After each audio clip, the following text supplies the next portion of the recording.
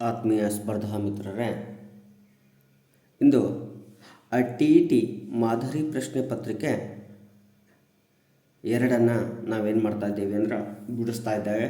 So ಮೊದಲಿಗೆ TETಯಲ್ಲಿ ಸರಳವಾಗಿ ಗಣಿತಕ್ಕೆ 24 ಅಂಕಗಳನ್ನು ಗಳಿಸ್ಬೋದು. ಅಂದರೆ ನಾವು 7, 8, 9 ಮತ್ತು 10ನೇ ತರಗತಿಯ ಗಣಿತ ಪುಸ್ತಕದಲ್ಲಿರುವಂತಹ ಅಧ್ಯಾಯಗಳನ್ನು ನಾವು ಏನಾದರೂ ಸಂಪೂರ್ಣವಾಗಿ ಸ್ಟಡಿ ಮಾಡಿದ್ದೀವಿ ಅಂದರೆ ಗಣಿತದಲ್ಲಿ ಸರಳವಾಗಿ 24 ಅಂಕಗಳನ್ನು ಗಳಿಸ್ಬೋದು.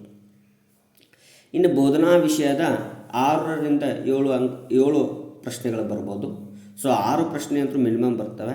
ಆ 6ರಲ್ಲಿ ನಾವು ಸರಳವಾಗಿ 3 ಗುರುತಿಸ್ಬೋದು. ಹಾಗಾದರೆ ನಾವು ಗಣಿತಕ್ಕೆ 30ಕ್ಕೆ 27 ಅಂಕಗಳ ಸರಳವಾಗಿ ತಗೋಬಹುದು. ಇನ್ನು ಬೋಧನಾ ವಿಷಯವನ್ನು ಸಂಪೂರ್ಣವಾಗಿ ಅಧ್ಯಯನ ಮಾಡಿದ್ರಿ ಅಂದರೆ ಗಣಿತದಲ್ಲಿ ಬರುವಂತಹ 30 ಅಂಕಗಳಿಗೆ 30 ಅಂಕಗಳನ್ನು ನಾವೇನು ಮಾಡ್ಬೋದು ಅಂದರೆ ಸರಳವಾಗಿ ಪಡೆಯಬಹುದು.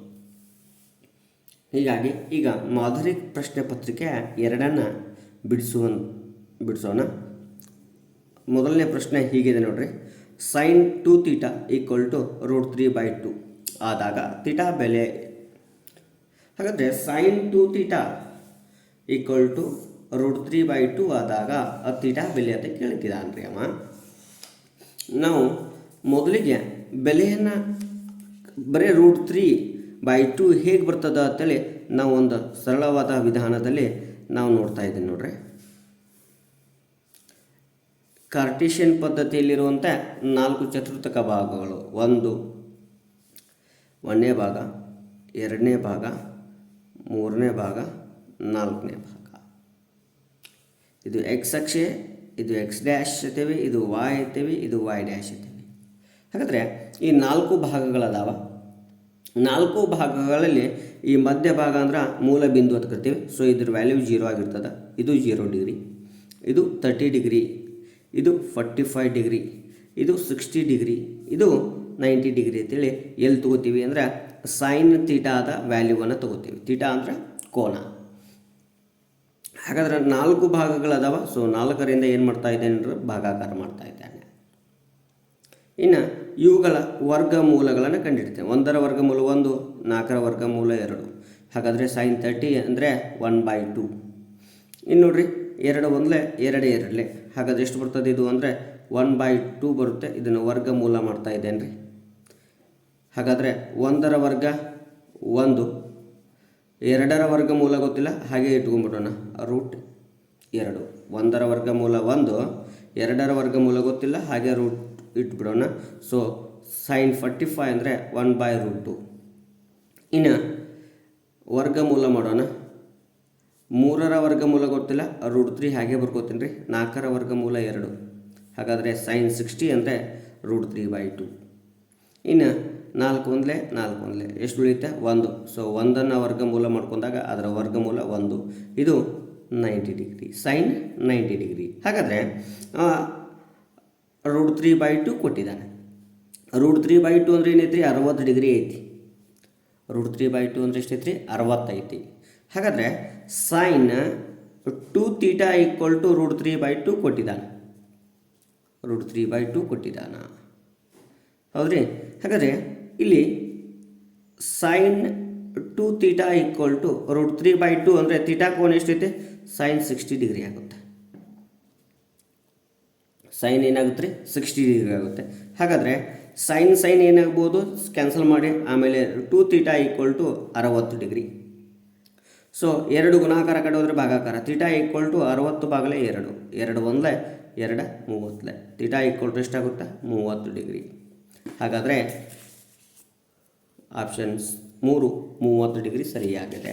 ಸೊ ನಾವು sin 0 0 ರೀ, sin 30 1/2, sin 45 1/√2, sin 60 √3/2, sin 90 1. ಇದು ಸೈನ್ ಏನು ಬರ್ತದೆ ರೀ ಅಂದರೆ ಈ ರೀತಿಯಾಗಿ ನಾವೇನು ಮಾಡ್ತೀವಿ? ಆ್ಯಂಟಿ ಕ್ಲಾಕ್ ವೈಸ್ ತೊಗೊಂಬರ್ತೇವೆ. ನೆಕ್ಸ್ಟ್ ಕಾಸ್ ಥೀಟಾ ಏನು ಮಾಡ್ಬೋದು? ಕ್ಲಾಕ್ ವೈಸ್ ತೊಗೊಂಬರ್ಬೋದು. ಸೊ sin 0 0 ಇದೆ, sin 30 1/2 ಇದೆ, sin 45 1/√2 ಇದೆ, sin 60 √3/2 ಇದೆ, sin 90 1 ಇದೆ. ಹಾಗೆ ಕಾಸ್ 0 1, ಕಾಸ್ 30 √3/2, ಕಾಸ್ 45 1/√2, ಕಾಸ್ 30 ಕಾಸ್ 60 1/2, ಕಾಸ್ 90 0. ಅಂದರೆ ಒಂದು ಕ್ಲಾಕ್ ವೈಸ್ ಒಂದು ಆ್ಯಂಟಿ ಕ್ಲಾಕ್ ವೈಸ್ ಹೋದ್ರೆ ಸಾಕು, ಸೈನ್ ಮತ್ತು ಕಾಸ್ ಬೆಲೆಗಳು ಸಿಗ್ತಾ ಹೋಗ್ತಾವ.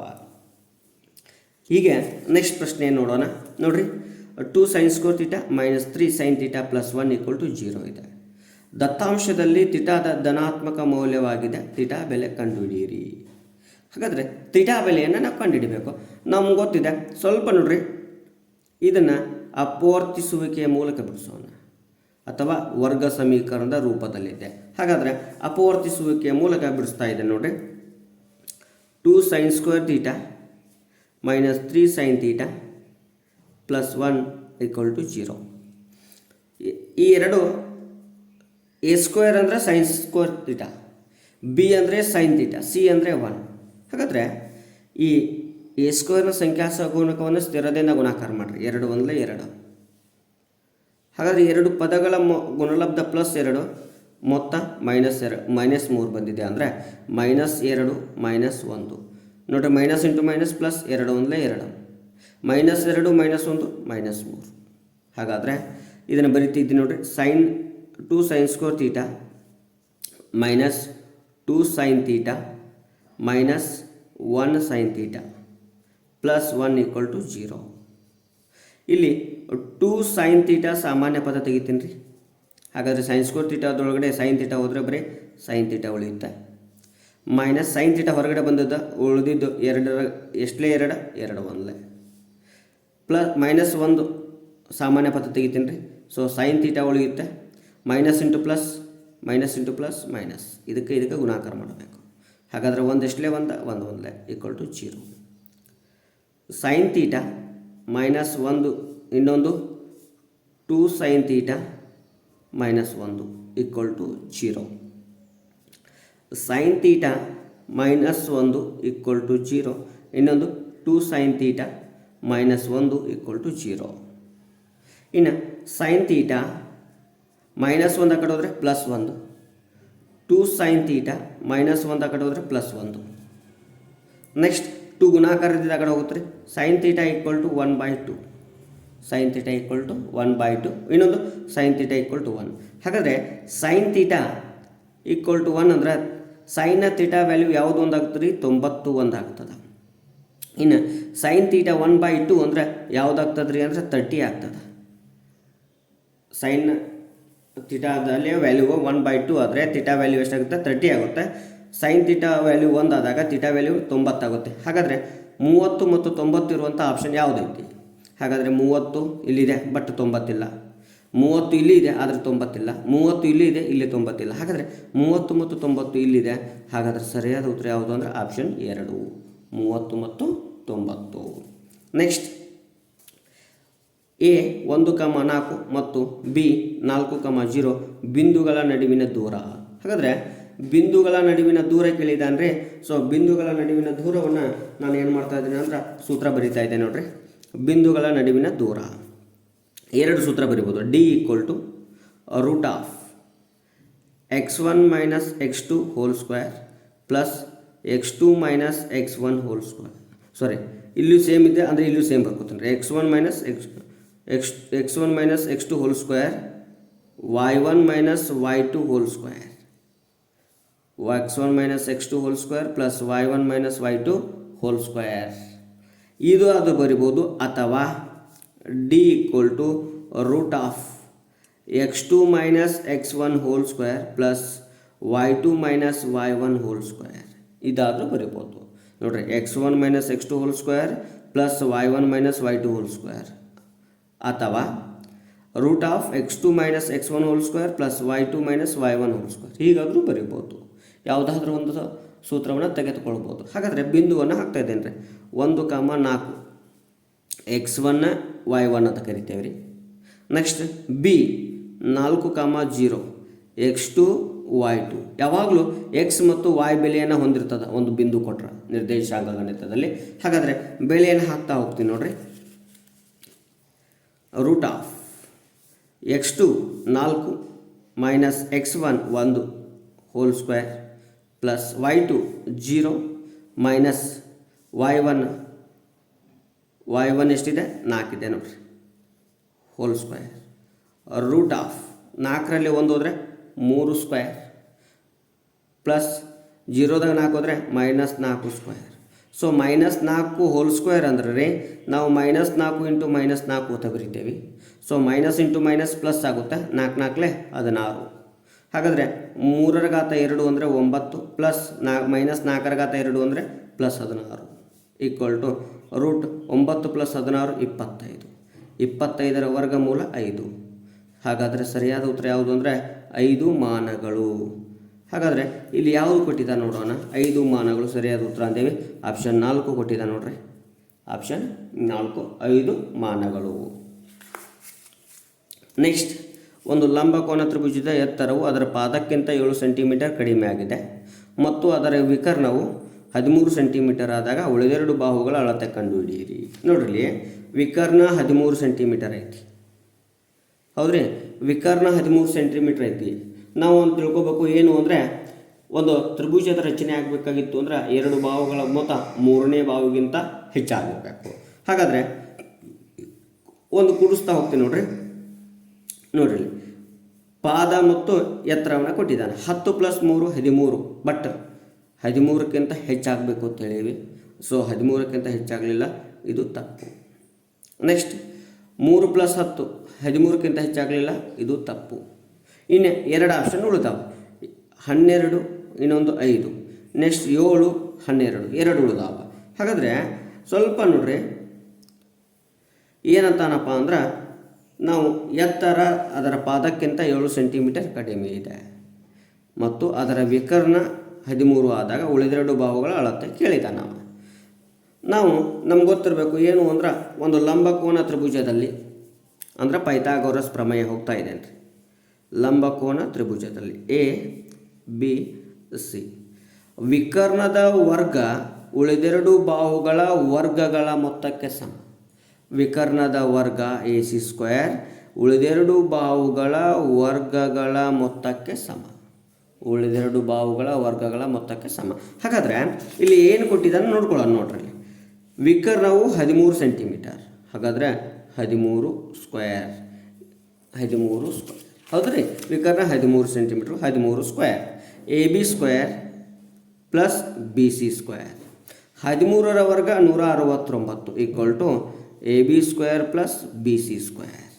ಹಾಗಾದರೆ ಇವು 2ರ ವರ್ಗ 169ಕ್ಕೆ ಸಮ ಆಗಬೇಕು ಮೊತ್ತ ಮಾಡಿದಾಗ. ಹಾಗಾದರೆ ಯಾವ್ಯಾವ ಅದಾವ ನೋಡೋಣ. ಅದ್ರಾಗ ಇನ್ನು ಯಾವ್ಯಾವ ಉಳಿದವ್ರಿ? 2 ಆಪ್ಷನ್ ಉಳಿದಾವ. 12 ಮತ್ತು 5, 7 ಮತ್ತು 12. 7ರ ವರ್ಗ 49, 12ರ ವರ್ಗ 144, 9 4 13, 1 ಉಳಿತು, 8 1 9 193 ಆಯ್ತು. ಬಟ್ ನಮಗೆ ಎಷ್ಟು ಬರಬೇಕು? 169. 2 ವರ್ಗಗಳ ಮೊತ್ತ, ಉಳಿದೆರಡು ಬಾಹುಗಳ ವರ್ಗಗಳ ಮೊತ್ತ ವಿಕರ್ಣದ ವರ್ಗಕ್ಕೆ ಸಮನಾಗಿರುತ್ತೆ. ಯಾವುದು? ಪೈಥಾಗೋರಸ್ ಪ್ರಮೇಯ ಹೇಳ್ತದೆ. ಹಾಗಾದರೆ ನೆಕ್ಸ್ಟ್ ಆಪ್ಷನ್ 1 ನೋಡೋಣ. 12ರ ವರ್ಗ 144, 25ರ ವರ್ಗ 25, 4 5 9, 4 2 6, 1ಕ್ಕೆ 1 169. ಹಾಗಾದರೆ 169 ಬಂದಿದೆ. 12ರ ವರ್ಗ ಮತ್ತು 5ರ ವರ್ಗ ಮಾಡಬೇಕು. ಹಾಗಾದರೆ ಒಂದು ಇದೇನು ಬಾಹು 12 ಸೆಂಟಿಮೀಟರ್ ಆದರೆ ಎತ್ತರ 5 ಸೆಂಟಿಮೀಟರ್. ಸರಿಯಾದ option 1 B = 12 centimetre, H = 5 centimetre. Next 95 ನೋಡೋಣ. ನೋಡ್ರಿ, ಇಲ್ಲಿ 12x² ಪ್ಲಸ್ 4kx ಪ್ಲಸ್ 3 = 0 ಸಮೀಕರಣದ ಮೂಲಗಳು ವಾಸ್ತವ ಸಂಖ್ಯೆಗಳಾಗಿದ್ದು ಸಮವಾಗಿದ್ದಾಗ k ನ ಬೆಲೆ ಕಂಡುಹಿಡಿಯಿರಿ. ಹಾಗಾದರೆ ನಮ್ಗೆ ಗೊತ್ತಿರಬೇಕು ಮೂಲಗಳು ಸಮ ಅಂದವ b² - 4ac. ಹಾಗಾದರೆ ಮೂಲಗಳು ಸಮ ಅಂದರೆ ಡೆಲ್ಟಾ = 0 ಅಂತ ಕರಿತೀವಿ ನಾವು. ಮೂಲಗಳು ಸಮ ಅಂದರೆ ಅಂತ ಕರಿತೀವಿ, ಡೆಲ್ಟಾ = 0 ಅಂತ ಕರಿತೇವೆ. ಹಾಗಾದರೆ ಡೆಲ್ಟಾ = 0 ಐತಿ. ನಾವು ಬೆಲೆಯನ್ನು ಹಾಕ್ತಾ ಇದ್ದೀವಿ ನೋಡ್ರಿ. ಎ ಅಂದರೆ 12, ಬಿ ಅಂದರೆ 4, ಸಿ ಅಂದರೆ 3.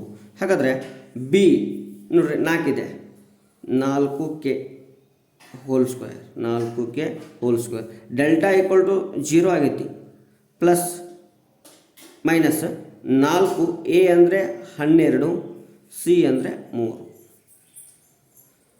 0 = 16k² ಮೈನಸ್ ನೋಡ್ರಿ 4 3 12 12 144 12 144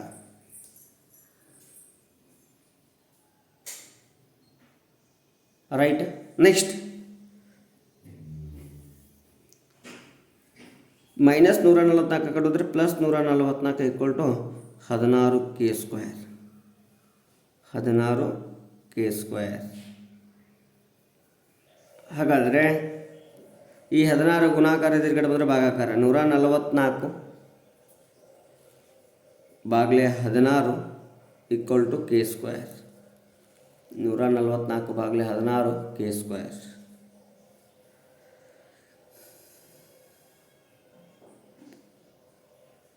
ಹಾಗಾದರೆ ಬೆಲೆ ಏನು ಹಾಕ್ತಾ ಹೋಗ್ತೀವಿ ನೋಡ್ರಿ.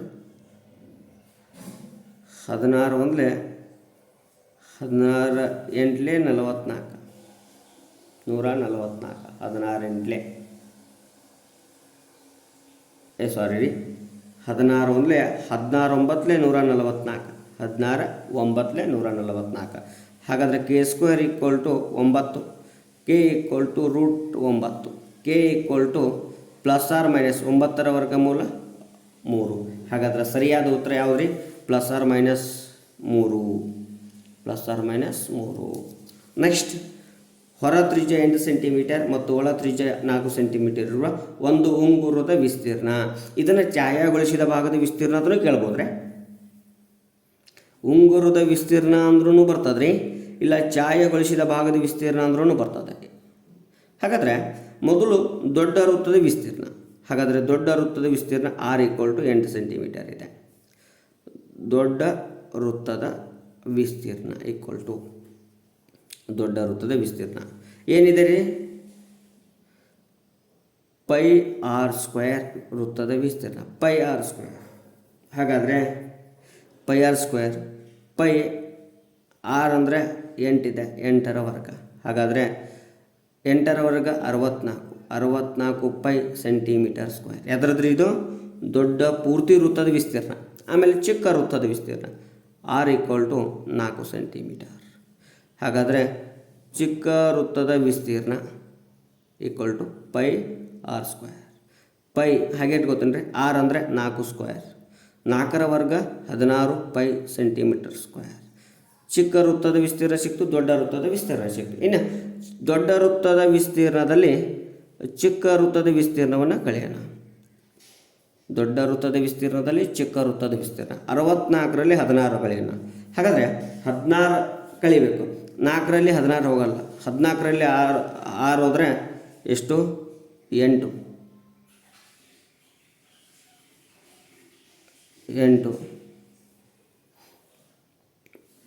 ನೆಕ್ಸ್ಟ್ ನೋಡ್ರಿ, ಇಲ್ಲಿ 14ರಲ್ಲಿ 6 ಹೋದರೆ 8 ಕೈಲ 1, 6ರಲ್ಲಿ 2 ಹೋದರೆ 4, 48 cm². 48 π cm². ಹಾಗಾದ್ರೆ ಇಲ್ಲಿ 48 cm² ಇಲ್ಲಲ್ರಿ? ಛಾಯಾಗೊಳಿಸಿದ ಭಾಗದ ವಿಸ್ತೀರ್ಣ ಕೇಳ್ಯಾರ. ಹಾಗಾದ್ರೆ ಛಾಯಾಗೊಳಿಸಿದ ಭಾಗದ ವಿಸ್ತೀರ್ಣವನ್ನು ಕಂಡುಹಿಡಿದೀವಿ. ಇಲ್ಲಿ 48 π cm² ಇಲ್ಲ. ತ್ರಿಜ್ಯಗಳನ್ನು ಕೊಟ್ಟಿದ್ದಾನೆ. ಒಳ ತ್ರಿಜ್ಯ ಇದು 8 ಸೆಂಟಿಮೀಟರ್ ಹೊರ ತ್ರಿಜ್ಯ, ಇದು ಒಳ ತ್ರಿಜ್ಯ 4 ಸೆಂಟಿಮೀಟರ್. ಹಾಗಾದರೆ 4 ದೊಡ್ಡ ವೃತ್ತದ ವಿಸ್ತೀರ್ಣದಲ್ಲಿ ಸಣ್ಣ ವೃತ್ತದ ವಿಸ್ತೀರ್ಣ ಕಳೆದ್ರೆ ಇಲ್ಲಿ ಛಾಯಾಗೊಳಿಸಿದ ಭಾಗದ ವಿಸ್ತೀರ್ಣ ಬರ್ತದೆ. 48 π cm² ಇದೆ. ಸೊ ಇಲ್ಲಿ 48 π cm² ಇಲ್ಲ. ಸರಿಯಾದ ಉತ್ತರ ಸನಿಗಿರುವುದು ಯಾವುದು ಅಂದರೆ 50 π cm². 50 π cm². ನೆಕ್ಸ್ಟ್ ನೋಡ್ರಿ, ದತ್ತ ಚಿತ್ರದಲ್ಲಿ ತ್ರಿಭುಜ ಎ ಬಿ ಸಿಗೆ ಓ ಕೇಂದ್ರವುಳ್ಳ ವೃತ್ತವನ್ನು ಅಂತಸ್ಥವಾಗಿಸಿದೆ. ಆಗ ಬಿ ಸಿಯ ಉದ್ದವು ಈ ಬಿ ಸಿಯ ಉದ್ದ ಕೇಳಿದಾನೆ. ಹಾಗೆ ಸ್ವಲ್ಪ ಲಕ್ಷ ಕೊಡ್ರಿ, ಒಂದು ತ್ರಿಭುಜ ರಚನೆ ಮಾಡೀವಿ. ಆ ತ್ರಿಭುಜಕ್ಕೆ ಬಾಹ್ಯ ಬಿಂದುವಿನಿಂದ ಎಳೆದ ಸ್ಪರ್ಶಕಗಳು ಯಾವಾಗಲೂ ಏನಾಗಿರ್ತಾವೆ ಅಂದ್ರೆ ಸಮನಾಗಿರ್ತದೆ. ಹಾಗಂದ್ರೆ ಎ ಪಿಗೆ ಸಮ ಯಾವುದು? A Q. ಎ ಪಿಗೆ ಸಮ ಎ ಕ್ಯೂ. ಹಾಗಾದರೆ ಎ ಪಿ 3 ಸೆಂಟಿಮೀಟರ್ ಆದರೆ ಎ ಕ್ಯೂ ಕೂಡ 3 ಸೆಂಟಿಮೀಟರ್. ಹಾಗಾದರೆ ಎ ಸಿ ಎಷ್ಟಿದೆ? 9 ಸೆಂಟಿಮೀಟರ್ ಇದೆ. ಎ ಕ್ಯೂ 3 ಸೆಂಟಿಮೀಟರ್ ಆದರೆ ಕ್ಯೂ ಸಿ ಎಷ್ಟಾಗುತ್ತೆ ರೀ ಅಂದರೆ 6 ಸೆಂಟಿಮೀಟರ್ ಆಗುತ್ತೆ. Q C 6 centimetre. ಹಾಗಾಗಿ ಅದಕ್ಕೆ ವೃತ್ತಕ್ಕೆ ಬಿ ಬಿಂದುವಿನ ಬಾಹ್ಯ ಬಿಂದುವಿನಿಂದ ಎಳೆದ ಸ್ಪರ್ಶಕಗಳು ಬಿ ಆರ್ ಮತ್ತು ಬಿ ಪಿ. ಹಾಗಾದರೆ ಬಿ ಪಿ ಎಷ್ಟಾಗಿರ್ತದೋ ಬಿ ಆರ್ ಕೂಡ ಅಷ್ಟೇ ಆಗಿರಬೇಕು. ಯಾಕಂದರೆ ಬಾಹ್ಯ ಬಿಂದುವಿನಿಂದ ಎಳೆದ ಎರಡು ಸ್ಪರ್ಶಕಗಳು ಏನಾಗಿರ್ತಾವೆ, ಸಮನಾಗಿರ್ತಾವೆ. ಹಾಗಾದರೆ ಇದು 4 ಸೆಂಟಿಮೀಟರ್ ಅಂದರೆ ಬಿ ಆರ್ ಕೂಡ 4 ಸೆಂಟಿಮೀಟರ್ ಆಗುತ್ತೆ. ಇನ್ನು ವೃತ್ತಕ್ಕೆ ಸಿ ಬಾಹ್ಯ ಬಿಂದುವಿನಿಂದ ಎಳೆದ ಎರಡು ಸ್ಪರ್ಶಕಗಳು ಯಾವುದು, ಕ್ಯೂ ಸಿ ಮತ್ತು ಸಿ ಆರ್. ಹಾಗಾದರೆ ಒಂದೇ ಬಿಂದುವಿನಿಂದ ಎಳೆದಂಥ ಎರಡು ಸ್ಪರ್ಶಕಗಳು ಏನಾಗಿರ್ತಾವೆ, ಸಮ ಆಗಿರ್ತಾವೆ ಬಾಹ್ಯ ಬಿಂದುವಿನಿಂದ. ಹಾಗಾದರೆ ಕ್ಯೂ ಸಿ 6 ಸೆಂಟಿಮೀಟರ್ ಆದರೆ ಆರ್ ಸಿನೂ 6 ಸೆಂಟಿಮೀಟರ್ ಆಗುತ್ತೆ. ಹಾಗಾದರೆ 4 + 6 10. ಹಾಗಾದರೆ ಸರಿಯಾದ ಉತ್ತರ ಯಾವುದು ಅಂದರೆ ಮೊದಲನೇ ಆಪ್ಷನ್ 10 ಸೆಂಟಿಮೀಟರ್. ನೆಕ್ಸ್ಟ್, ಇನ್ನು ಒಂದು ಸಮಾಂತರ ಶ್ರೇಣಿಯಲ್ಲಿ 7ನೇ ಪದವು 7ರಷ್ಟು. ಹಾಗಾದ್ರೆ ನೋಡ್ರಿ ಇಲ್ಲಿ 7ನೇ ಪದ A7 ಎಷ್ಟರಷ್ಟು, 7ರಷ್ಟು. 11ನೇ ಪದ A11 ಎಷ್ಟು, 11ರಷ್ಟಕ್ಕೆ. ಏನಾಗ್ಯಾವ, ಸಮ ಆಗ್ಯಾವ. ಏನಾಗ್ಯಾವ, ಸಮ ಆಗ್ಯಾವ. ಹಾಗಾದರೆ ಆ ಸಮಾಂತರ ಶ್ರೇಣಿಯ 18ನೇ ಪದ, ಆ ಸಮಾಂತರ ಶ್ರೇಣಿ ಎಷ್ಟನೇ ಪದ ಕೇಳಿದಾನೆ ರೀ, 18ನೇ ಪದ ಕೇಳಿದಾನೆ. 18ನೇ ಪದ ಅಂದ್ರೆ ಲೆಕ್ಕ ಬಿಡಿಸು ನೋಡ್ರಿ ಒಂದೊಂದಾಗೆ. 18ನೇ ಪದ A7 A + 7D ಇಂಟು 7. 11ನೇ ಪದ 7ನೇ ಪದ ಅಂದರೆ A + 6D ಇಂಟು 7. 11ನೇ ಪದ ಅಂದರೆ A + 10D ಇಂಟು 11. ಹಾಗಾದರೆ ಒಂದೊಂದಾಗಿ ಮಾಡ್ತಾ ಇದ್ದೀನಿ ನೋಡ್ರಿ. A7A plus 6 42D equal to 11A plus 110D 110D. 42D ಇಲ್ಲೇ ಇಟ್ಕೊಂಡ್ರೆ ಮೈನಸ್ ಪ್ಲಸ್ 110D ಬಂತು ಅಂದರೆ -110D ಆಗುತ್ತೆ. ಈಕ್ವಲ್ ಟು 11A ಬಲಭಾಗದಲ್ಲಿ ಪ್ಲಸ್ 7A ಈ ಕಡೆ ಬಂದರೆ -7A ಆಗುತ್ತೆ. -7A ಆಗುತ್ತೆ. ಹಾಗಾದರೆ 110ರಲ್ಲಿ 42 ಕಳಿಬೇಕು. 110ರಲ್ಲಿ 42 ಕಳೀತಾ ಇದ್ದೇನೆ. 0ದಲ್ಲಿ 2 ಹೋಗಲ್ಲ. 10ರಲ್ಲಿ 2 ಹೋದರೆ 8, 11ರಲ್ಲಿ 5 ಹೋದರೆ 6, ಕೈಲ 68. 68D. ಯಾವ 68? ಮೈನಸ್, ದೊಡ್ಡ ಅಂಕಿ ಬಂದು ಮೈನಸ್ ಇದೆ. ಈಕ್ವಲ್ ಟು 11A ಒಳಗಡೆ 7A ಹೋದರೆ 4A. 11A ಒಳಗಡೆ 7A ಹೋದರೆ 4A. 4A.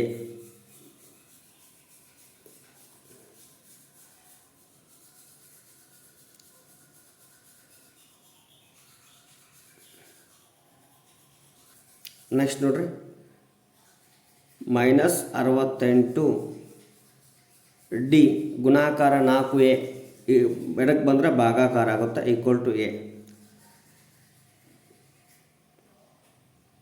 4 1 4 1 2 ಉಳಿತು.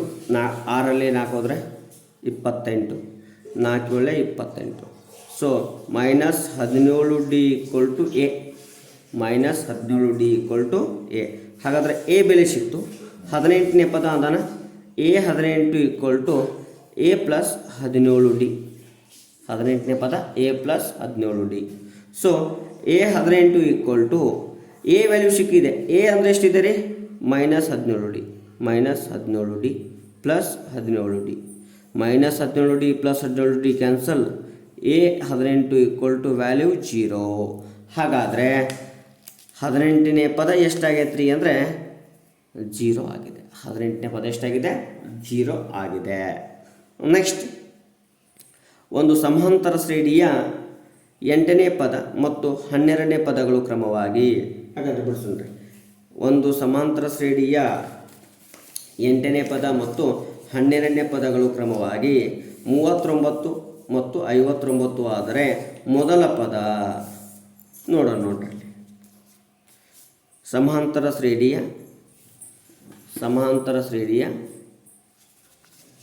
ಸಮಾಂತರ ಶ್ರೇಣಿಯ 8ನೇ ಪದ ಮತ್ತು 12ನೇ ಪದ ಕ್ರಮವಾಗಿ 8ನೇ ಪದ ಈಕ್ವಲ್ ಟು 39, 12ನೇ ಪದ ಎ ಟೋಲ್ ಈಕ್ವಲ್ ಟು 59. ಹಾಗಾದರೆ 8ನೇ ಪದ ಅಂದ್ರೆ ಬರ್ತೀನಿ ರೀ A plus 7d equal to 39. 12ನೇ ಪದ ಅಂದ್ರೆ ಬರ್ತೀನಿ A plus 11d equal to 59. ಇನ್ನು ಇಲ್ಲಿ ಸಮೀಕರಣದಲ್ಲಿ ಯಾವ ಬೆಲೆ ಚರಾಕ್ಷರದ ಯಾವ ಬೆಲೆ ಸಮ ಅದಾವನ್ನು ನೋಡ್ಕೋಬೇಕು. ಸೊ ಎ ಬೆಲೆ ಸಮ ಐತಿ, ಇದನ್ನು ಸಮೀಕರಣ 1 ಅನ್ನೋಣ, ಸಮೀಕರಣ 2 ಅನ್ನೋಣ. ಹಾಗಾದರೆ ಸಮೀಕರಣ 1 ಮೈನಸ್ 2, ಸಮೀಕರಣ 1 ಮೈನಸ್ 2. ಹಾಗಾದರೆ A plus 7d equal to 39, A plus 11d equal to 59. Sir ಸಮೀಕರಣ 1 ಮೈನಸ್ 2 ಯಾಕೆ ಮಾಡಬೇಕು? ಸಮೀಕರಣ 1 ಪ್ಲಸ್ 2 ಮಾಡಿದರೆ ಬರಲ್ಲನ್ರಿ. ಇಲ್ಲಿ ನೋಡ್ರಿ, ಯಾವ ಚರಾಕ್ಷರದ ಬೆಲೆಗಳು ಸಮ ಅದಾವ ನೋಡ್ಕೊಂಡ್ಮೇಲೆ ಅವುಗಳ ಚಿಹ್ನೆಗಳು ಒಂದೇ ಆಗಿದ್ದರೆ ಕಳಿಬೇಕು, ಚಿಹ್ನೆಗಳು ಬೇರೆ ಬೇರೆ ಆಗಿದ್ದರೆ ಕೂಡಿಸ್ಬೇಕು. ಹಾಗಾದರೆ ಎ ಮುಂದೆ ಪ್ಲಸ್ ಇದೆ, ಇಲ್ಲೂ ಎ ಮುಂದೆ ಪ್ಲಸ್ ಇದೆ, ಅದಕ್ಕೋಸ್ಕರ ಸಮೀಕರಣ 1 ಮೈನಸ್ 2 ಮಾಡ್ತಾ ಇದ್ದೇನೆ ರೀ. ಸೊ ಸಮೀಕರಣವನ್ನು ಕಳೀತಾ ಇದ್ದೇನೆ. ಇಲ್ಲಿರುವಂತಹ ಚಿಹ್ನೆಗಳು ಎಲ್ಲ ಕೆಳಗೆ ಭಾಗದಲ್ಲಿ ಬರ್ತಾವೆ. Minus into plus minus, minus into plus minus, minus ಇಲ್ಲಿ ಏನೂ ಇಲ್ಲ ಪ್ಲಸ್ ಇರ್ತದೆ, minus into plus minus. Next ಇಲ್ಲಿ ಪ್ಲಸ್ ಎ ಇದೆ, ಇಲ್ಲಿ ಮೈನಸ್ ಎ ಇದೆ, ಕ್ಯಾನ್ಸಲ್. ಇಲ್ಲಿ ಪ್ಲಸ್ 7d ಇದೆ, ಇಲ್ಲಿ ಮೈನಸ್ 11d ಇದೆ. ಈ ಚಿಹ್ನೆ ಈ ಕೆಳಗಡೆ ಬಂದಿದೆ ಗುಣಾಕಾರ ಆಗಿ. ಸೊ 11d ಒಳಗಡೆ 7d ಹೋದರೆ 4d, ಯಾವ 4d? Minus 4d equal to. Next ಇಲ್ಲಿ ಪ್ಲಸ್ ಇದೆ, ಇಲ್ಲಿ ಮೈನಸ್ ಇದೆ, ಕಳಿನ 9ರಲ್ಲಿ 9 ಹೋದರೆ 0, 5ರಲ್ಲಿ 3 ಹೋದರೆ 2, ದೊಡ್ಡ ಅಂಕಿ ಮುಂಚಿನ ಮೈನಸ್ ಇದೆ, ಮೈನಸ್ ಮೈನಸ್ ಕ್ಯಾನ್ಸಲ್.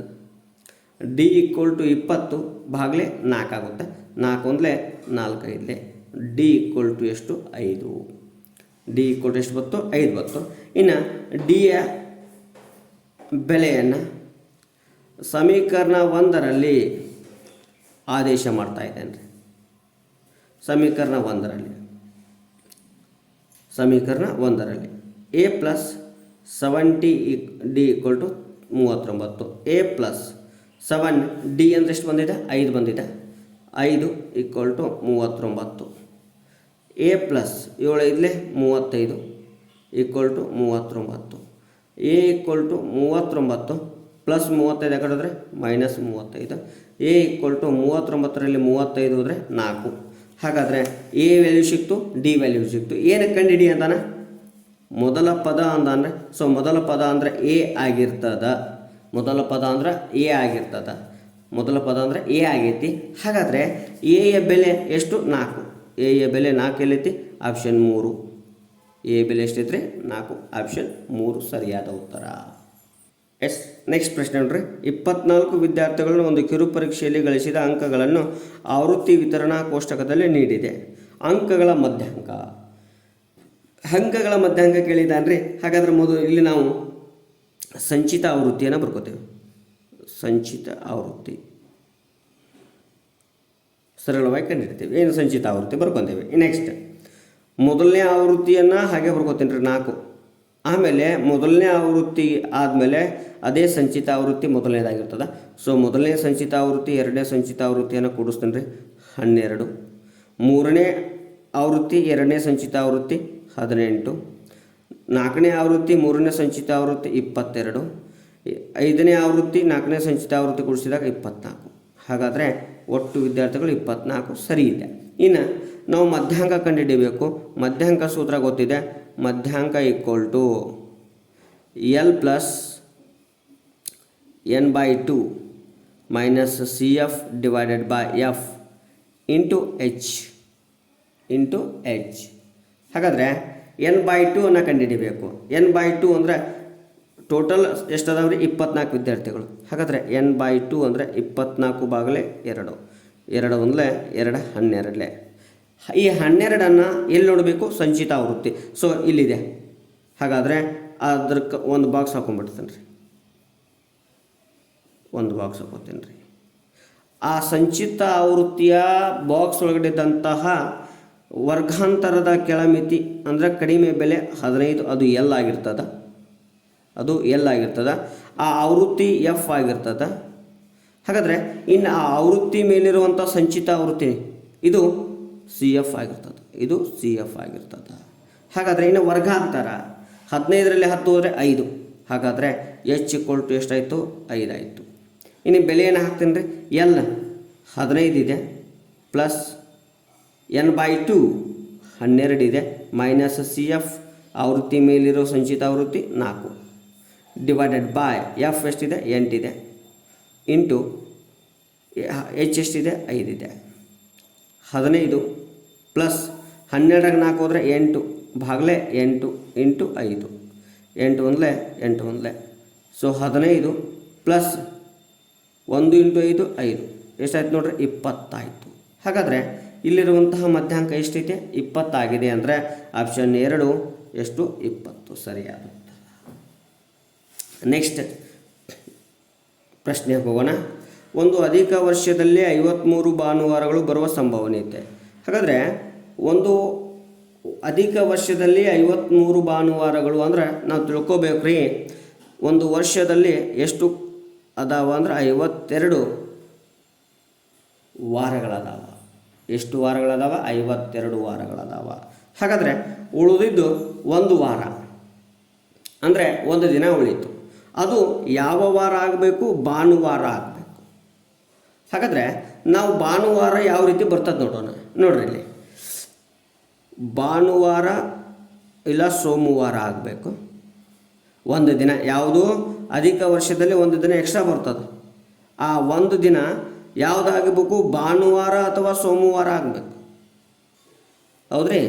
ನೆಕ್ಸ್ಟ್ ಇಲ್ಲ ಸೋಮವಾರ ಮಂಗಳವಾರ ಆಗಬೇಕು, ಇಲ್ಲ ಮಂಗಳವಾರ ಬುಧವಾರ ಆಗಬೇಕು, ಇಲ್ಲ ಬುಧವಾರ ಗುರುವಾರ ಆಗಬೇಕು, ಇಲ್ಲ ಗುರುವಾರ ಶುಕ್ರವಾರ ಆಗಬೇಕು, ಇಲ್ಲ ಶುಕ್ರವಾರ ಶನಿವಾರ ಆಗಬೇಕು, ಇಲ್ಲ ಅಂದರೆ ಶನಿವಾರ ಅಥವಾ ರವಿವಾರ ಅಥವಾ ಭಾನುವಾರ ಆಗಬೇಕು. ಅಂದರೆ ಆ ಒಂದು ದಿನ ಏನು ಅಧಿಕ ವರ್ಷದಲ್ಲಿ ಒಂದು ದಿನ ಬರ್ತದಲ್ಲ, ಆ ಒಂದು ದಿನ ಯಾವುದಾದರೂ ಒಂದು ದಿನ ಆಗಿರಬೇಕು. ಹಾಗಾದರೆ ಅಧಿಕ ವರ್ಷದಲ್ಲಿ ಎಲ್ಲವೂ ಕೂಡ 52 ವಾರಗಳು ಬರ್ತವೆ. ಇನ್ನು ಒಂದು ದಿನಗಳ ಏನಾಗ್ತದೆ ಅಂದ್ರೆ ಉಳಿತಾಯ ಆಗ್ತದೆ. ಅಂದ್ರೆ 365 ದಿನಗಳು ಏನು ಸಾಮಾನ್ಯ ವರ್ಷದಲ್ಲಿ, ಇನ್ನು 366 ದಿನಗಳು ಅಧಿಕ ವರ್ಷದಲ್ಲಿ. ಹಾಗಾದರೆ 365 ಏನು ಅಂದರೆ ಸಾಮಾನ್ಯ ವರ್ಷದಲ್ಲಿ 7ರಿಂದ ಭಾಗಾಕಾರ ಮಾಡ್ತೀನಿ ರೀ. 7 ಇದ್ಲೇ 35, 7ರಿಂದ ಭಾಗಾಕಾರ ಮಾಡಿದಾಗ ಇನ್ನು ಒಂದು ಉಳಿಯುತ್ತೆ, 7 2 52. ಅಂದರೆ ಒಂದು ವರ್ಷದಲ್ಲಿ 52 ಅದಾವ. ನೆಕ್ಸ್ಟ್ ಒಂದು ದಿನ ಉಳಿತದೆ, ಯಾವುದು? ಸಾಮಾನ್ಯ ವರ್ಷದಲ್ಲಿ. ಅದ್ರ ಜೊತೆಗೆ ಅಧಿಕ ವರ್ಷದಲ್ಲಿ ಅಂದ್ರೆ ಒಂದು ದಿನ ಎಷ್ಟು ಉಳಿತದೆ? ಒಂದು ದಿನ ಉಳಿತದೆ. ಇನ್ನು ಎಷ್ಟು ದಿನ ಉಳಿದು? 2. ಆ 2 ದಿನಗಳಲ್ಲಿ ಭಾನುವಾರ 52 ದಿನ ಆಗೈತಿ. ಆಮೇಲೆ ಒಂದು ದಿನ ಇದಾದರೂ ಭಾನುವಾರ ಆಗಬೇಕು, ಇಲ್ಲ ಇದಾದರೂ ಭಾನುವಾರ ಆಗಬೇಕು. ಹಾಗಾದರೆ ಸೋಮವಾರ ಅಥವಾ ಭಾನುವಾರ ಒಂದಾಗ್ಬೋದು, ಇನ್ನು ಶನಿವಾರ ಅಥವಾ ಭಾನುವಾರ ಒಂದಾಗ್ಬೋದು. ಹಾಗಾದರೆ ಎಷ್ಟು ಭಾಗ ಮಾಡಿ ನೋಡ್ರಿ? 1 2 3 4 5 6 7. ಹಾಗಾದರೆ ಇಲ್ಲೆಲ್ಲ ಛೇದದಲ್ಲಿ 7 ಇದೆ. ಇನ್ನು ಎಷ್ಟು ಅವಶ್ಯ ಬೇಕಾಗ್ಯಾವ? 2. ಒಂದು ಭಾನುವಾರ ಅಥವಾ ಸೋಮವಾರ, ಇನ್ನೊಂದು ಶನಿವಾರ ಅಥವಾ ಭಾನುವಾರ. ಹಾಗಾದರೆ 2 ಬೇಕಾಗ್ಯಾವ ಅಂದ್ರೆ 2 7 ಎಷ್ಟು ರೀ? 2 7. ಇನ್ನೂ ಸರಳವಾಗಿ ತಿಳ್ಕೊಬೋದು. ಅಧಿಕ ವರ್ಷದಲ್ಲಿ 366 ದಿನಗಳ ಬರ್ತಾವ. ಹಾಗಾದರೆ 2 ದಿನ ಇತರೆ ದಿನಗಳ ಬರ್ತಾವ. ಇನ್ನು ಒಂದು ವಾರದಲ್ಲಿ 7 ಅದಾವ. 2 7 ಮಾಡಿದರೆ ನಮ್ಗೆ ಅದರ ಸಂಭಾವನೆತೆ ಸಿಗುತ್ತೆ 2 7. ನೆಕ್ಸ್ಟ್ ಒಂದು ವಜ್ರಾಕೃತಿಯ ವಿಸ್ತೀರ್ಣವು 216 ಸೆಂಟಿಮೀಟರ್ ಸ್ಕ್ವೇರ್ ಇದೆ. ಅದರ ಒಂದು ಕರ್ಣವು 24 ಸೆಂಟಿಮೀಟರ್ ಇದ್ದರೆ ಅದರ ಇನ್ನೊಂದು ಕರ್ಣದ ಉದ್ದ. ಹಾಗಾದರೆ ನಾವು ಸೂತ್ರದ ಪ್ರಕಾರ ಹೋಗಬೇಕು. ಏನು ಅಂದರೆ ವಜ್ರಾಕೃತಿಯ ವಿಸ್ತೀರ್ಣ ಸೂತ್ರ 1/2 ಇಂಟು d1 ಇಂಟು d2 ಅಂದರೆ ಕರ್ಣಗಳ ಗುಣಲಬ್ಧ. ಹಾಗಾದರೆ ವಜ್ರಾಕೃತಿಯ ವಿಸ್ತೀರ್ಣ ಕೊಟ್ಟಿದ್ದಾನೆ 216 ಸೆಂಟಿಮೀಟರ್ ಸ್ಕ್ವೇರ್. ಹಾಗಾದರೆ 216 = 1/2. ಒಂದು ಕರ್ಣ ಕೊಟ್ಟಿದ್ದಾನೆ, ಎಷ್ಟು ಕೊಟ್ಟಿದ್ದಾನೆ? 24 ಕೊಟ್ಟಿದ್ದಾನೆ. ಹಾಗಾದರೆ 24 ಇಂಟು d2 ಗೊತ್ತಿಲ್ಲ. 2 1 2 12. ನೆಕ್ಸ್ಟ್ 216 ಭಾಗಲೇ ಈ 12 ಗುಣಾಕಾರ ಈ ಕಡೆ ಬರ್ತದೆ, ಭಾಗಾಕಾರ ಆಗ್ತದೆ d2.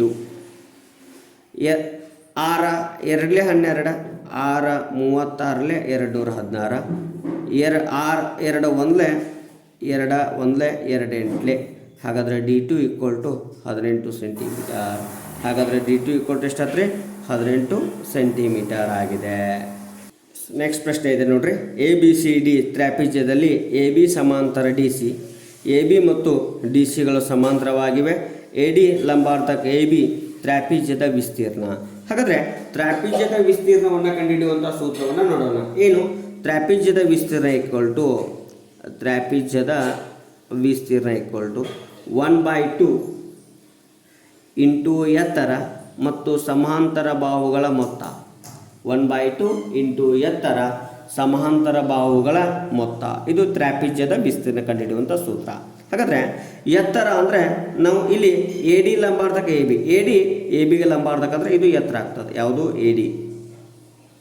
ಹಾಗಾದರೆ AD ವ್ಯಾಲ್ಯೂ ಎಷ್ಟು ಕೊಟ್ಟಿದ್ದಾನೆ ಗೊತ್ತಿಲ್ಲ. ಹಾಗಾದರೆ AD ವ್ಯಾಲ್ಯೂವನ್ನು ನಾವು ಏನು ಮಾಡ್ಕೋಬೇಕ್ರಿ ಅಂದ್ರೆ ಕಂಡುಹಿಡಿಬೇಕಾಗ್ತದೆ. AD ವ್ಯಾಲ್ಯೂವನ್ನು ಏನು ಮಾಡಬೇಕಾಗ್ತದೆ ರೀ? ಕಂಡುಹಿಡಿಬೇಕಾಗ್ತದೆ. ಹಾಗಾದರೆ AD ವ್ಯಾಲ್ಯೂವನ್ನು ಕಂಡುಹಿಡಿಯೋಣ. AD ವ್ಯಾಲ್ಯೂವನ್ನು ಕಂಡುಹಿಡಿದಾಗ ಅಂದ್ರೆ ಎತ್ತರವನ್ನು. ಸೊ ಈ ADಗೆ ಸಮಾಂತರವಾಗಿ ಒಂದು ಸರಳ ರೇಖೆಯನ್ನು ಹುಡುಕೋತಾ ಇದ್ದೇನೆ ರೀ. ಸಮಾಂತರವಾಗಿ ಯಾವುದು ಅಂದರೆ AE. ಹೌದ್ರಿ? ಹಾಗಾದರೆ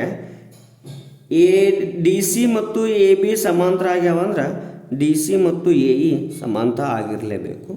ಸೊ ADಗೆ ಸಮಾಂತರ CE ಇದೆ. ಹಾಗಾದರೆ AD ಎಷ್ಟಿರ್ತದೋ CE ಕೂಡ ಅಷ್ಟೇ ಇರ್ತದೆ. ಹಾಗೆ AE ಎಷ್ಟಿದೆಯೋ DC ಕೂಡ ಅಷ್ಟಿದೆ. ಹಾಗಾದ್ರೆ DC 8 ಇದೆ ಅಂದರೆ AE 8 ಆಗುತ್ತೆ. ಸೊ 14ರಲ್ಲಿ 8 ಹೋದರೆ ಎಷ್ಟು ಉಳಿತದ್ರಿ ಅಂದರೆ 6 ಉಳಿಯುತ್ತೆ. ಹಾಗಾದರೆ EB ಎಷ್ಟಾಯಿತು? 6 ಸೆಂಟಿಮೀಟರ್ ಆಯಿತು. ಹಾಗಾದರೆ ಇಲ್ಲಿ ಲಂಬಕೋನ ಉಂಟಾಗ್ತದೆ. ಇದಕ್ಕೆ ಸಮಾಂತರ ಆಗೈತಿ. ಹಾಗಾದರೆ ಲಂಬಕೋನ ತ್ರಿಭುಜದ ಪೈಥಾಗೋರಸ್ ಪ್ರಮೇಯದ ಪ್ರಕಾರ ನಾವು ವಿಕರ್ಣದ ವರ್ಗ = ಉಳಿದೆರಡು ಬಾಹುಗಳ ವರ್ಗಗಳ ಮೊತ್ತ. ವಿಕರ್ಣದ ವರ್ಗ ಉಳಿದೆರಡು ಬಾಹುಗಳು ಅಂದರೆ EBನ ವರ್ಗ ECಯ ವರ್ಗ. EB ಅಂದರೆ 6 ಸೆಂಟಿಮೀಟರ್ 6 ವರ್ಗ ಪ್ಲಸ್ CE ಗೊತ್ತಿಲ್ಲ CE². 10ರ ವರ್ಗ 100, 6ರ ವರ್ಗ 36 ಪ್ಲಸ್ ಈ ಕಡೆ ಬಂದರೆ -36 = CE². 100ರಲ್ಲಿ 36 ಹೋದರೆ 64 = CE². So √64 = CE². ಅಷ್ಟೇ. ಹಾಗಾದರೆ 64ರ ವರ್ಗಮೂಲ 8 = CE. ಹಾಗಾದರೆ CE ಎಷ್ಟಿದೆ? 8 ಸೆಂಟಿಮೀಟರ್ ಇದೆ. ಹಾಗಾದರೆ AD = ಎಷ್ಟಾಗ್ತದೆ ರೀ? 8 ಸೆಂಟಿಮೀಟರ್ ಆಗುತ್ತೆ. ಇನ್ನು ವಿಸ್ತೀರ್ಣ ಕಂಡುಹಿಡಿಯೋಣ. 1/2 ಎತ್ತರ 8 ಸಮಾಂತರ ಬಾಹುಗಳ ಮೊತ್ತ. ಸಮಾಂತರ ಬಾಹುಗಳಂದ್ರೆ ಯಾವ್ಯಾವ? DC ಮತ್ತು AB. DC 8 ಇದೆ, AB 14 ಇದೆ. ಪೂರ್ತಿ ತಗೋಬೇಕ್ರಿ. AB 2 1 2 4 4 into 8 + 14 22 = 4 2 8 4 2 8 88 centimetre square. ಹಾಗಾದರೆ ಸರಿಯಾದ ಉತ್ತರ ಆಪ್ಷನ್ 3 88 ಸೆಂಟಿಮೀಟರ್ ಸ್ಕ್ವೇರ್.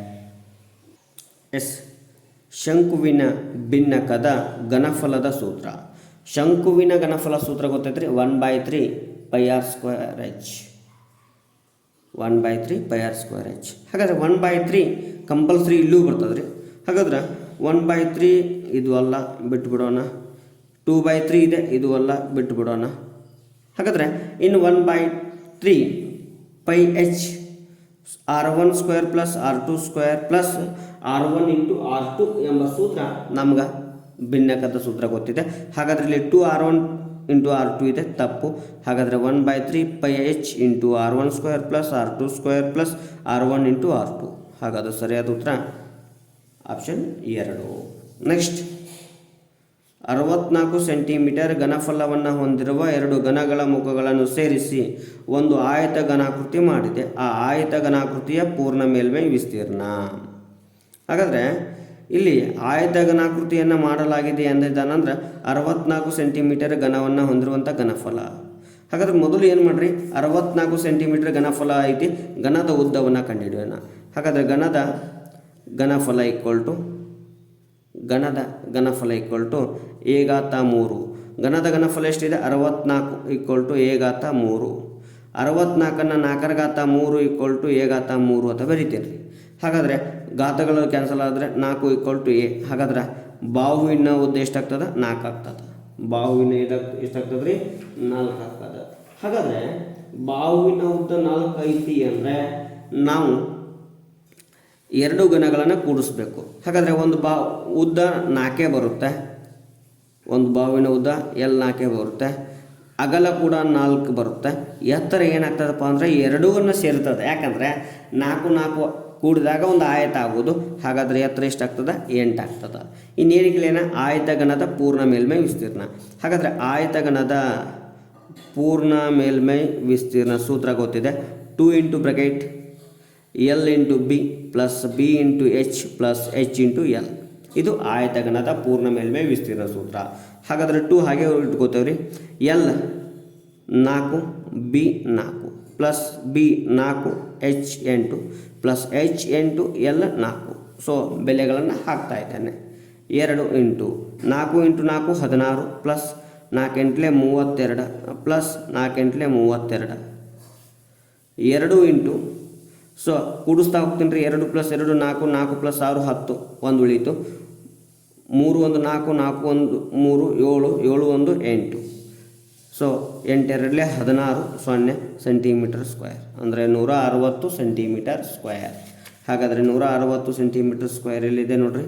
ಆಪ್ಷನ್ 4 ಸರಿಯಾದ ಉತ್ತರ 160 ಸೆಂಟಿಮೀಟರ್ ಸ್ಕ್ವೇರ್. ನೆಕ್ಸ್ಟ್ ಬೆಲೆಯನ್ನು ಹಾಕ್ತಾ ಇದೆ ನೋಡ್ರಿ. ಇಲ್ಲಿ ಬೆಲೆಯನ್ನು ಹಾಕೋಣ. ಎಕ್ಸ್ ಅಂದರೆ 2y + 6 cube minus 8 y cube ಹಾಗೆ ಬರ್ಕೋತೀನಿ ರೀ. -36. ಎಕ್ಸ್ ಅಂದರೆ 2y + 6 ಇಂಟು y -216. ಹಾಗಾದರೆ ಇಲ್ಲಿ ನೋಡ್ರಿ a + b ಹೋಲ್ ಕ್ಯೂಬ್ ಸೂತ್ರವನ್ನು ಅಪ್ಲೈ ಮಾಡ್ಬೋದು. a + b ಹೋಲ್ ಕ್ಯೂಬ್ ಸೂತ್ರವನ್ನು ನಾವು ಅಪ್ಲೈ ಮಾಡ್ಬೋದು. ಹಾಗಾದರೆ a + b ಹೋಲ್ ಕ್ಯೂಬ್ ಸೂತ್ರ ಏನೈತ್ರಿ ಅಂದರೆ a + b ಹೋಲ್ ಕ್ಯೂಬ್ ಸೂತ್ರ ಏನೈತಿ ಅಂದರೆ a³ + b³ + 3a² b + 3ab². ಈ ಸೂತ್ರ ಐತಿ. ಸೊ ಈ ಸೂತ್ರದಲ್ಲಿ ಬೆಲೆಯನ್ನು ಹಾಕ್ತಾ ಇದ್ದೇನೆ ನೋಡಿರಿ. ಏನು?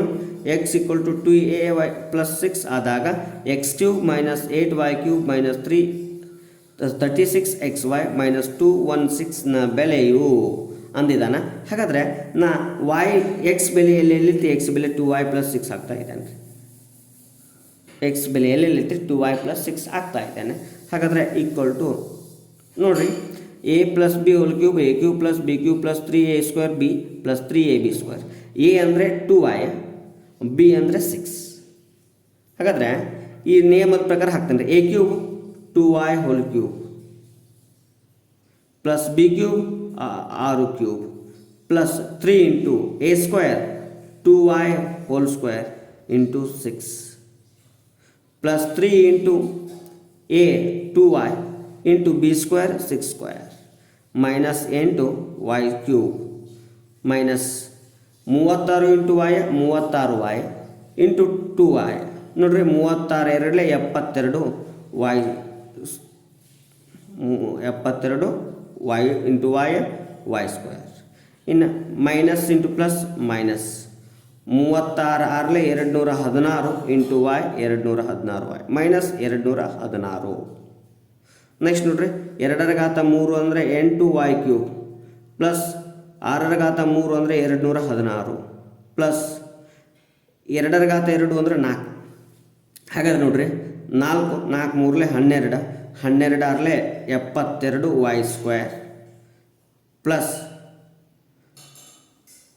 ನೋಡ್ರಿ 6^2 ಅಂದರೆ 36 3 2 6 ಅಂದರೆ 6^3 ಅಂದಂಗಾಯಿತು 216y -8y³ -72y 72y² -216y -216 ನೋಡ್ರಿ plus 8y³ -8y³ plus 216 -216 plus 72y² -72y² plus 216y -216y ಯಾವುದೇ ವ್ಯಾಲ್ಯೂ ಉಳಿಲಿಲ್ಲ 0. ಸರಿಯಾದ ಉತ್ತರ ಆಪ್ಷನ್ 4 0 ಆಗುತ್ತೆ. ನೆಕ್ಸ್ಟ್ ನೋಡ್ರಿ 10x ಘಾತ y ಮೈನಸ್ 10x ಘಾತ ನೋಡ್ರಿ 10x ಘಾತ 4 ಇಂಟು y ಮೈನಸ್ 10x ಘಾತ x y ಘಾತ 4 ಅಪವರ್ತನಗಳೆಂದರೆ. ಹಾಗಾದ್ರೆ ಮೊದಲು ಸಾಮಾನ್ಯ ಪದ ತೆಗೀನ್ರಿ. ಇಲ್ಲಿ ಸಾಮಾನ್ಯ ಪದ ಯಾವ್ದು ಬರ್ತದೆ ನೋಡ್ರಿ 10x ಘಾತ 4 into y minus 10x y ಘಾತ 4. ಹಾಗಾದರೆ ಇಲ್ಲಿ 10xy ಸಾಮಾನ್ಯ ಪದ ತೆಗೀನಿ. ಉಳಿದಿದ್ದು ನೋಡ್ರಿ x ಘಾತ 3 ಮೈನಸ್ y ಘಾತ 3, x ಘಾತ 3 ಮೈನಸ್ y ಘಾತ 3. ಹಾಗಾದರೆ ನಮಗೊಂದು ನಿಯಮ ಗೊತ್ತಿದೆ, ಏನು ಅಂದರೆ a cube minus b cube ಸೂತ್ರ. a cube minus b cube ಅಂದರೆ a minus B next a square plus a into B plus b square. ಹಾಗಾದರೆ a ಅಂದರೆ ಎಕ್ಸ್, ಬಿ ಅಂದರೆ y. ಹಾಗಾದರೆ 10xy ಸಾಮಾನ್ಯ ಪದ 10xy ಬಂದಿಲ್ಲ, 10xy ಬಂದಿದೆ. ನೆಕ್ಸ್ಟ್ a ಅಂದರೆ ಎಕ್ಸ್, ಬಿ ಅಂದರೆ y. ಹಾಗಾದರೆ a ಮೈನಸ್ ಬಿ ಅಂದರೆ ಎಕ್ಸ್ ಮೈನಸ್ ವೈ, ಇದು ಇಲ್ಲ, ಎಕ್ಸ್ ಮೈನಸ್ ವೈ ಐತಿ, ಇಲ್ಲೂ ಐತಿ. Okay. Next a square X square ಇಲ್ಲಿಲ್ಲ, ಹಾಗಾದರೆ ಇದು ಕೂಡ ಅಲ್ಲ. ಸರಿಯಾದ ಉತ್ತರ ಯಾವುದು? ಆಪ್ಷನ್ 2. ನೋಡ್ರಿ ಬೇಕಾದ್ರೆ 10xy ಸಾಮಾನ್ಯ ಪದ ರೀ, x cube minus y cube ಸೂತ್ರ ಗೊತ್ತಿದೆ. a cube minus b cube equal to a minus b into bracket a square plus a b plus b square bracket complete. So x, a ಅಂದರೆ x, b ಅಂದರೆ y. ಹಾಗಾದರೆ a minus b x minus y. Next a square ಅಂದರೆ x square plus a ಅಂದರೆ x, b ಅಂದರೆ y, x into y plus b ಅಂದರೆ y, b square. Next ಪ್ರಶ್ನೆ ನೋಡ್ರಿ. ಒಂದು ಭಿನ್ನ ರಾಶಿಯಲ್ಲಿ ಅಂಶದಿಂದ ಒಂದನ್ನು ಕಳೆದಾಗ ಅದು 1/3 ಆಗುತ್ತದೆ. ಹಾಗಾದರೆ ಮೊದಲು ಇದನ್ನು ನೋಡೋಣ. ಈ ಅಂಶ ಬತ್ತು ಅಂದರೆ ಇಲ್ಲಿ ಯಾವುದಾದ್ರೂ ಸರಿಯಾಗಿರ್ತದೆ. ಸೊ 12ರಲ್ಲಿ 1 ಕಳೆನೋ 11 5 1/3 ಬಂದಿಲ್ಲ, ಇದು ಸಾಧ್ಯ ಇಲ್ಲ. 7 ಮೈನಸ್ 1 12. ಸೊ 7ರಲ್ಲಿ 1 6, 12 6 1 6 2 ಇದು ಕೂಡ 1/3 ಬರಲಿಲ್ಲ. ನೆಕ್ಸ್ಟ್ 3 5 ಅಂಶದಲ್ಲಿ 1 ಕಳೆಯಿದಾಗ, ಹಾಗಾದರೆ 3ರಲ್ಲಿ 1 ಹೋದರೆ 2 5 ಇದು ಕೂಡ ಅಲ್ಲ. ಇನ್ನು 5 12 ಅಂಶದಲ್ಲಿ 1 ಕಳೆಯೋಣ. 4 12 4 1 4 3 ಎಷ್ಟು ಬಂತು? 1/3. ಹಾಗಾದರೆ 5 12 ಬರೋಬ್ಬರಿ ಆಯಿತು. ಇನ್ನು ಛೇದಕ್ಕೆ 8 ಕೂಡಿಸು ನೋಡೋಣ. 5 12 ಛೇದಕ್ಕೆ 8 ಕೂಡಿಸೋಣ. 5 12 ಪ್ಲಸ್ 8 20. 5 1 5 4 ಈಕ್ವಲ್ ಟು 1 4 ಹಾಗಾದರೆ ಬಂದಿದೆ. ಸೊ ಸರಿಯಾದ ಉತ್ತರ ಯಾವುದು? ಆಪ್ಷನ್ 4 ಸರಿಯಾದ ಉತ್ತರ ಆಗಿದೆ. ನೆಕ್ಸ್ಟ್ 2 ಬಹುಪದೋಕ್ತಿಗಳಾದ P of X ax³ plus 3x² minus 13 ಮತ್ತು q of X equal to x³ minus 5x plus a equal to ಎಗಳನ್ನು x ಪ್ಲಸ್ 2ರಿಂದ ಭಾಗಿಸಿದಾಗ ದೊರಕುವ ಶೇಷವು ಒಂದೇ ಆಗಿದ್ದರೆ ಏನ ಬೆಲೆ ಕಂಡುಹಿಡಿಯಿರಿ. ಹಾಗಾದರೆ x ಪ್ಲಸ್ 2 ಆ ಕಡೆ ಹಾಕಿದರೆ x ಮೈನಸ್ 2 ಆಗುತ್ತೆ. ಇನ್ನು x ವ್ಯಾಲ್ಯೂ ಏನು ಸಿಕ್ತು? ಮೈನಸ್ 2 ಸಿಕ್ತು. ಸೊ ಬೆಲೆಯನ್ನು ಹಾಕ್ತಾ ಹೋಗ್ತೀನಿ ನೋಡ್ರಿ. ಮೊದಲನೇದು P of X A X value minus 2 whole cube plus 3 minus 2 whole square minus 13 minus 2 ಅಂದರೆ ಮೈನಸ್ 8 ಎ ಪ್ಲಸ್ ಮೈನಸ್ 2 ಅಂದರೆ ಪ್ಲಸ್ 4 4 3 12 ಮೈನಸ್ 13 ಮೈನಸ್ 8 ಎ 12 13 ಹೋಗಲ್ಲ 13 12 ಹೋದ್ರೆ ಮೈನಸ್ 1. ನೆಕ್ಸ್ಟ್ ಎರಡನೇದು Q of X equal to X value minus 2 ಇದೆ. So minus 2 whole cube minus 5 into minus 2 plus A minus 2 ಅಂದರೆ minus 8 minus into minus plus 2 5 10 plus A 10ರಲ್ಲಿ 8 ಹೋದರೆ 2 plus A. ಇವು ಎರಡೂ ಏನಾಗ್ಯಾವ? ಭಾಗಿಸಿದಾಗ ಶೇಷವು ಒಂದೇ ಆಗಿದ್ದರೆ ಶೇಷ ಏನಾಗ್ಯಾವ? ಸಮ ಆಗ್ಯಾವ. ಹಾಗಾದರೆ minus 8 A minus 1 equal to 2 plus A. ಹಾಗಾದರೆ ಮೈನಸ್ 1 ಇಲ್ಲೇ ಇಟ್ಕೋತೀನಿ ರೀ, ಪ್ಲಸ್ 2 ಈ ಕಡೆ ಬಂದರೆ ಮೈನಸ್ 2 ಆಗುತ್ತೆ. ಎ ಮೈನಸ್ 8 ಆ ಕಡೆ ಹೋದರೆ plus 8 A minus 1 minus 2 minus 3 equal to 9 A. ಹಾಗಾದರೆ ಮೈನಸ್ 3 9 ಗುಣಾಕಾರದ ಈ ಕಡೆ ಬಂದರೆ ಭಾಗಾಕಾರ ಈಕ್ವಲ್ ಟು ಎ. 3 ಒಂದಲೇ 3 ಮೂರಲೆ, ಸೊ -1/3 ಈಕ್ವಲ್ ಟು ಎ. ಹಾಗಾದರೆ ಎ ವ್ಯಾಲ್ಯೂ ಏನಾಗ್ತದೆ ರೀ ಅಂದರೆ 1/3. ಹಾಗಾದರೆ ಎ ವ್ಯಾಲ್ಯೂವನ್ನು ನಾನು ನೋಡ್ತಾ ಇದ್ದೇನೆ ರೀ, 1/3 ವ್ಯಾಲ್ಯೂ ಆಗಬೇಕಾಗಿದೆ. ಹಾಗಾದರೆ ಎ ವ್ಯಾಲ್ಯೂ 1/3 ಇಲ್ಲ.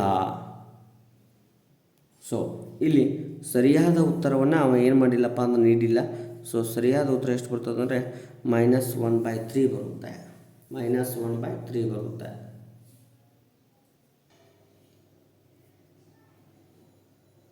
ಸೊ ಇಲ್ಲಿ ಉತ್ತರ ಯಾವ ಕೊಟ್ಟಿಲ್ಲ ರೀ, ಸರಿಯಾದ ಉತ್ತರ -1/3 ಬರುತ್ತೆ. ನೆಕ್ಸ್ಟ್ ನೋಡ್ರಿ, ಅಲ್ಫಾ ಮತ್ತು ಬೀಟಾಗಳು ax² + bx + c ಬಹುಪದೋಕ್ತಿಯ ಶೂನ್ಯತೆಗಳಾದರೆ a² + b² ಬೆಲೆ. ಹಾಗಾದರೆ a² + b² ಬೆಲೆಯನ್ನು ಕೇಳಿದಾನ ನಾವು.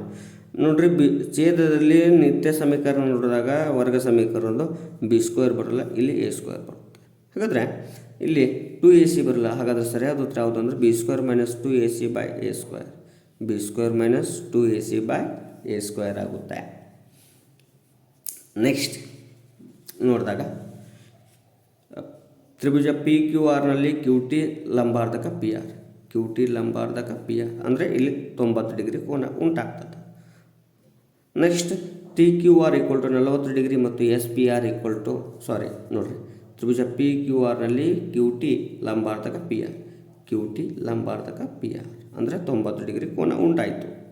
ಕೋನ TQR = 40 ಡಿಗ್ರಿ. TQR = 40 ಡಿಗ್ರಿ ಮತ್ತು SPR = 30.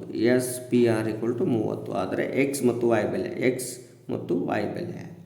ಹಾಗಾದ್ರೆ ಮೊದಲು x ಬೆಲೆ ಕಳೆಯೋಣ, ಆಮೇಲೆ y ಬೆಲೆ ಕಳೆಯೋಣ. ಹಾಗಾದ್ರೆ ನೋಡ್ರಿ, ತ್ರಿಭುಜ QTRನಲ್ಲಿ 180 ಡಿಗ್ರಿ ಸಮ ಇರಬೇಕು. ಹಾಗಾದರೆ ಎರಡು ಕೋನ ಕೊಟ್ಟಣ, 90 + 40 130. ಹಾಗಾದರೆ x = ಎಷ್ಟಾಯಿತು? 50 ಡಿಗ್ರಿ.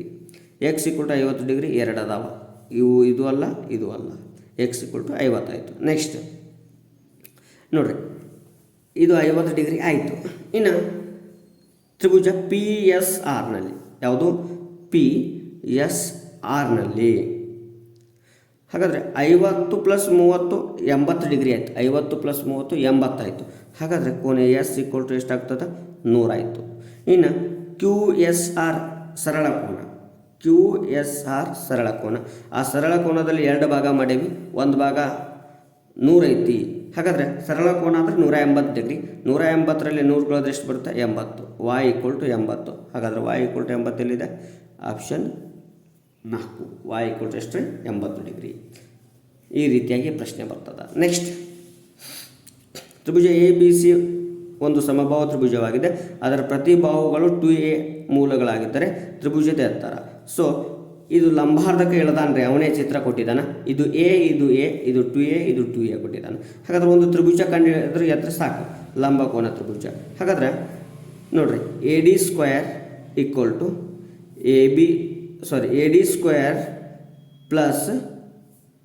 BD² = AB². ಪೈಥಾಗೊರಸ್ ಪ್ರಮೇಯ. ವಿಕರ್ಣದ ವರ್ಗವು ಉಳಿದೆರಡು ಬಾಹುಗಳ ವರ್ಗಗಳ ಮೊತ್ತಕ್ಕೆ ಸಮ. AD ಗೊತ್ತಿಲ್ಲ, h² + BD a², AB 2a² h² + a² = 4a². h² = 4a² plus a² ಕಡಿದ್ರೆ -a². h² = 3a². ಹಾಗಾದರೆ h = √3a².